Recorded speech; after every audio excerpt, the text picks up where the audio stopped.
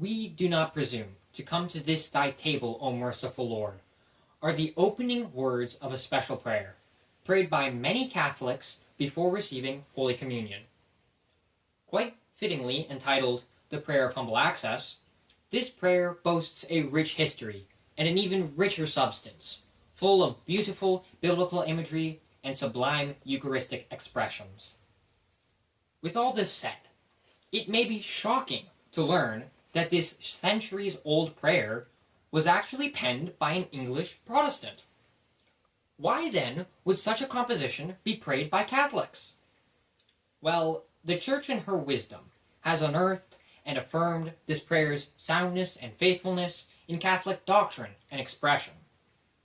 She has incorporated it into a rite of her own before Holy Communion in a liturgy known as divine worship. While the propriety of its liturgical presence could be debated, such deliberations are for another time.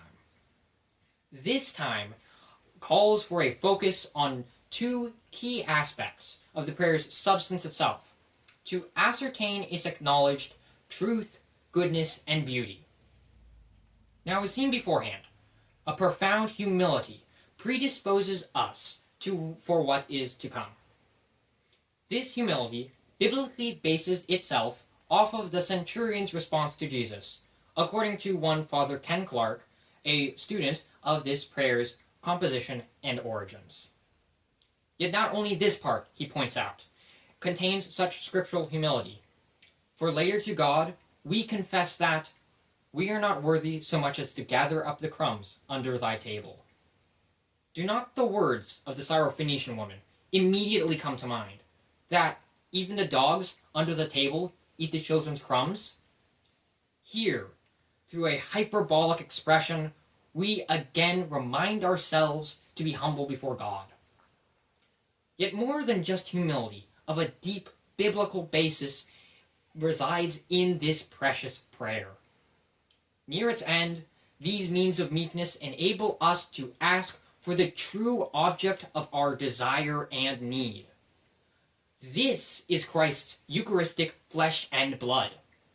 We want and need this food and drink, as the prayer goes, so that our sinful bodies may be made clean by his body, and our souls washed through his most precious blood. This vivid and profound imagery draws from the wellsprings of medieval thought, from great giants of the faith like St. Thomas Aquinas. Does not this powerful imagery beautifully intermix with the prior humility? Does not the beauty begotten of this union reveal itself as true, coming, like any true beauty worthy of appreciation, only ultimately from God? Now, what do these parts and ponderings all ultimately reveal about the prayer itself? Indeed, they cannot help but proclaim, worthy is this humble prayer, which declares the mysteries of the Lamb who was slain. Worthy it is to be recognized and revered, to be held as and by the Church's own. The prayer's humble Eucharistic beauty primarily attests to this cry. Cannot we perceive its worthiness for appreciation, since by its beauty its ultimate godly origins have been revealed? Cannot we admit this from all we have seen, even with the unideal circumstances of its creation? But some might still have a few misgivings.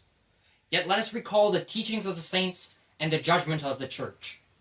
St. Justin Martyr, in paraphrase, taught that whatever has been rightly said by other men is ours. The Magisterium has deemed that the prayer of humble access has been entirely rightly said. We have seen its rightly said Eucharistic parts, which easily could have been wrongly said. Let us therefore have no qualms about its origins. Let us therefore recognize and revere its beauty. Let us take this prayer, and through praying it, humble ourselves before the Lord, asking him to cleanse our bodies with his body and wash our souls with his blood.